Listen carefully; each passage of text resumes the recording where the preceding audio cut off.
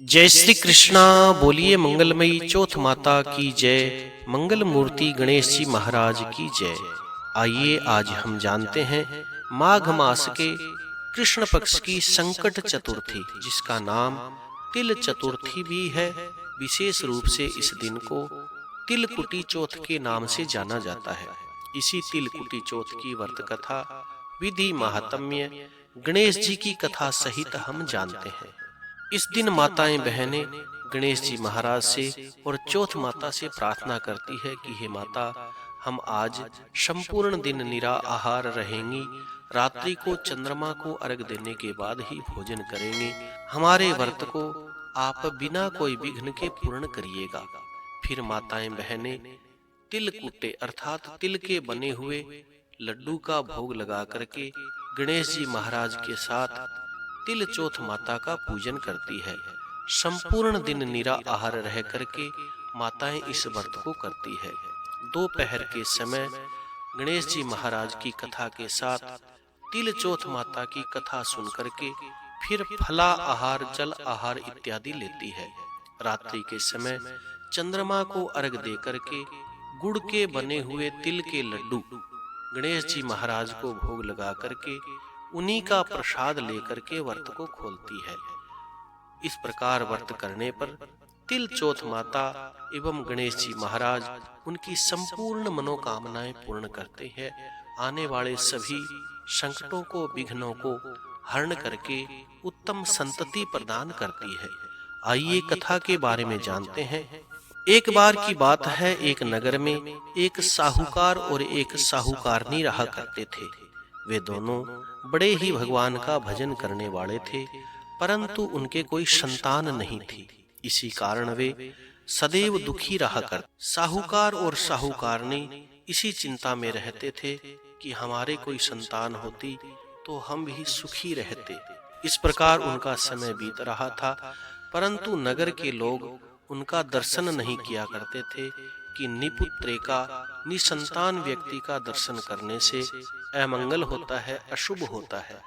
इसी कारण साहूकार और साहूकारनी प्रातःकाल सूर्य उदय से पहले उठ करके कि हमारे कोई दर्शन ना कर सके, इसलिए वे दोनों भगवान का भजन करने के लिए जंगल में चले जाया करते थे।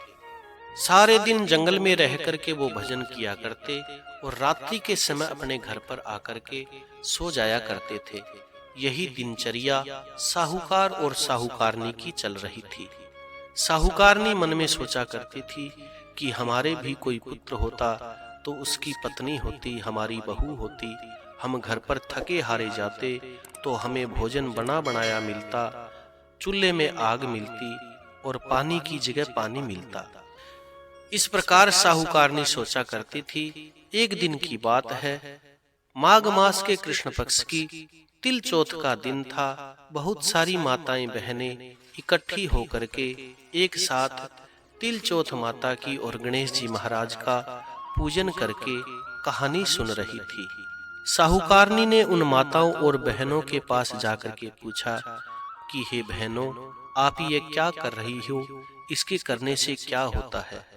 तो उन माताओं बहनों ने कहा कि यह मंगलमयी चौथ माता का व्रत पूजन और गणेश जी महाराज का व्रत पूजन करके हम कथा सुन रही है।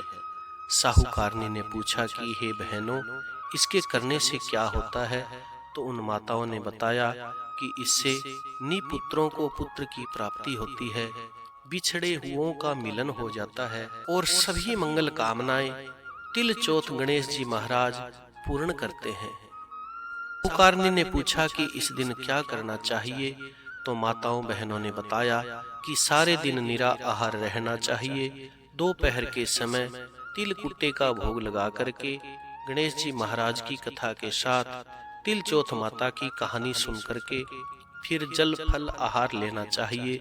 रात्रि के समय चंद्रमा को अर्घ दे करके तिल के बने हुए लड्डुओं का भोग लगा करके उन्हीं से व्रत को खोलना चाहिए। तो साहूकारनी ने पूछा कि अजूमन में क्या करना चाहिए, कितने तिलकुट्टे का भोग लगाना चाहिए? तो माताओं बहनों ने बताया कि कोई 1.25 सेर का लगाता है, कोई 5.25 सेर का लगाता है।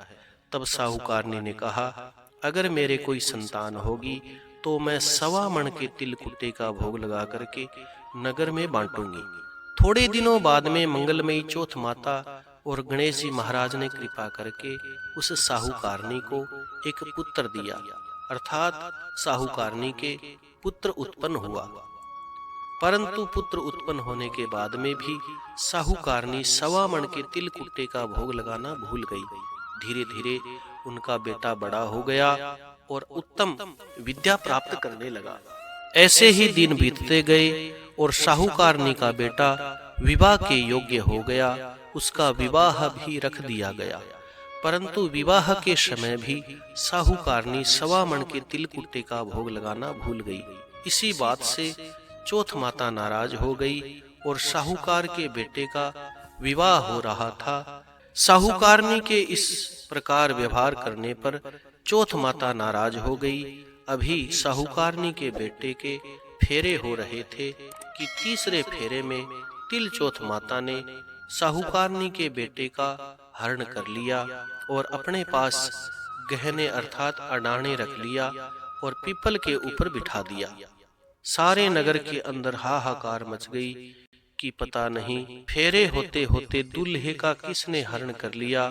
सभी जगह ढूंढने पर भी जब दूल्हा नहीं मिला, तब बारात वापस चली गई और जिस कन्या के साथ उस दूल्हे का विवाह हो रहा था, वह कन्या भी अपनी माता के पास रह करके वहीं भगवान का भजन करने लगी। इसी प्रकार दिन बीतते गए। वह कन्या अपनी माता के पास रहती थी और भगवान के भजन किया करती थी। थोड़े दिनों के बाद में चैत्र के महीने में कुंवारी कन्याएं गणगौर पूजने के लिए दूब और जल लाने के लिए जाया करती थी, तो वह साहूकार की बेटी भी उन्हीं के साथ दूब और जल लाने के लिए जाया। वह कन्या उसी पीपल के नीचे से होकर के दूब और जल लाने के लिए जाया करती थी, जिस पीपल के ऊपर उसी के दूल्हे को चौथ माता ने अडाने रख रखा था। तो वह रोजाना आवाज दिया करता कि हे मेरी अध ब्याही अध कुंवारी तू मेरे पास आ, हे मेरी अध ब्याही अध कुंवारी तू मेरे पास आ। इस बात को सुनकर के वह कन्या दिनों दिन सूखने लगी। उसकी माता ने पूछा कि हे पुत्री, तू इस प्रकार से दुखी क्यों रहती है, तेरे मन में क्या है? तो उस कन्या ने बताया कि हे माता, मैं जब गौर माता का पूजन करने के लिए जल और दूब लेने जाती हूँ, तो पीपल के ऊपर से एक दूल्हा मुझे इस प्रकार से आवाज देता है। जब वह कन्या अपनी माता के साथ उसी पीपल के ऊपर दिखाने के लिए गई, तो वह कहने लगी कि तू यहाँ पर आकर के बैठ गया और मेरी पुत्री को इस प्रकार से क्यों दुख दे रहा है, इसमें हमारा क्या दोष है? तो उस दूल्हे ने कहा कि हे मेरी धर्म की माता, मैं यहाँ पर अपनी मर्जी से नहीं बैठा हूँ। मेरी माता ने तिल चौथ माता का 1.25 मण का अजूमन बोला था, 1.25 मण का तिल कुट्टे का भोग लगाने का अजूमन बोला था। मेरी माँ अगर आज ही तिल कुट्टे का भोग लगा करके चौथ माता को संतुष्ट करे, तो चौथ माता आज ही मेरे को अपने अडाने से छोड़ देगी, अर्थात मेरे को मुक्त कर देगी। यह सुनकर के उस कन्या की माता ने कहा कि ऐसी बात है तो तुम्हारी माँ के साथ मैं भी 1.25 मण का तिल कुट्टा चौथ माता को और गणेश जी महाराज को भोग लगाऊंगी। उसके बाद में साहूकारनी ने अपनी समधन के साथ मिलकर के 1.25 मण का तिल कुट्टे का भोग लगाया। इससे मंगलमयी चौथ माता और गणेश जी महाराज प्रसन्न हुए, उस दूल्हे को वहां से मुक्त कर दिया और वो दोनों पति पत्नी संपूर्ण विवाह विधि पूर्वक करके अपने घर पर जाकर के रसते हैं, बसते हैं। मंगलमयी चौथ माता उनकी समस्त मंगल कामनाएं पूर्ण करती। जिस प्रकार से मंगलमयी चौथ माता ने साहूकारनी के ऊपर कृपा करी, वैसे ही सबके ऊपर कृपा करे, समस्त माताओं बहनों की समस्त मंगल कामनाएं पूर्ण करे। आइए गणेश जी महाराज की कथा भी सुनते हैं। एक बार की बात है, गणेश जी महाराज एक छोटे से बालक का रूप धारण करके एक नगर में भ्रमण कर रहे थे। उनकी चिमटी में चावल और चम्मच में दूध था। चिमटी के चावल और दूध को दिखा करके नगर में फिर रहे थे।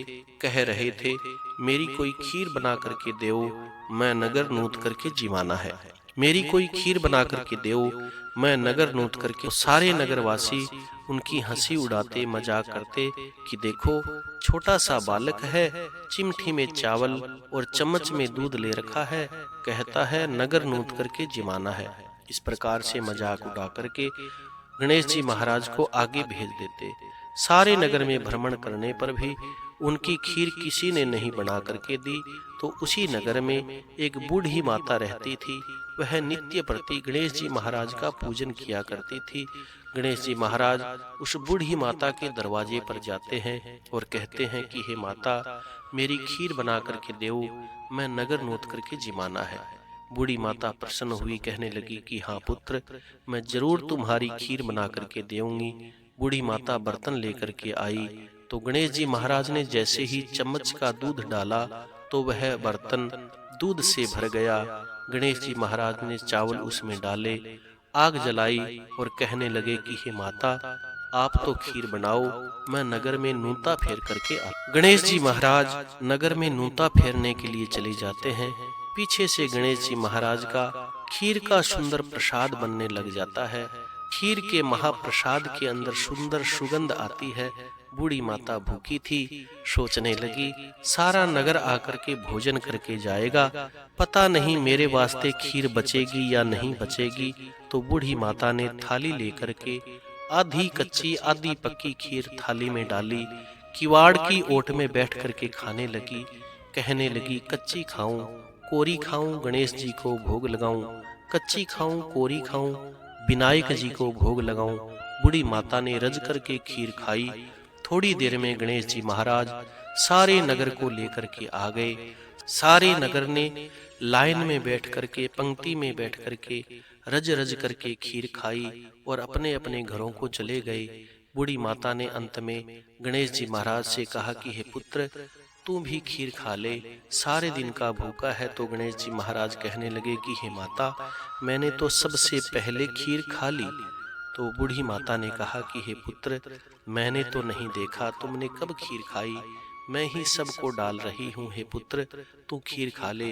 तो गणेश जी महाराज कहने लगे कि हे माता, मैंने जब खाई तब आप बैठ करके किवाड़ की ओट में खा रही थी, कह रही थी कच्ची खाऊं, कोरी खाऊं, विनायक जी को भोग लगाऊं। हे माता, मैं तो उसी समय रज गया था, उसी समय रीझ गया था, उसी समय तेरे ऊपर दयाल कृपाल हो गया था, उसी समय मैंने तेरे व्रतों का फल तेरे को प्रदान कर दिया था। तो हे गणेश जी महाराज, जिस प्रकार से आप बूढ़ी माता पर प्रसन्न हुए, दयाल कृपाल हुए, उसी प्रकार समस्त संकट चौथ का व्रत करने वाली माताओं के ऊपर भी दयाल कृपाल हो, उनकी समस्त मंगल कामनाएं पूर्ण करे। बोलिए मंगल मूर्ति गणेश जी महाराज की जय। मंगलमयी चौथ माता की जय। कथा सुनने के बाद में कथा को लाइक करें, शेयर करें और कमेंट में मंगलमयी चौथ माता का नाम अवश्य लिखें। जो लोग इस चैनल पर नए हैं वो चैनल को सब्सक्राइब करें ताकि आने वाली अन्य व्रत कथा विधि महात्म्य आपको प्राप्त होते रहें। जय श्री कृष्णा। बोलिए मंगलमयी चौथ माता की जय। मंगल मूर्ति गणेश जी महाराज की जय।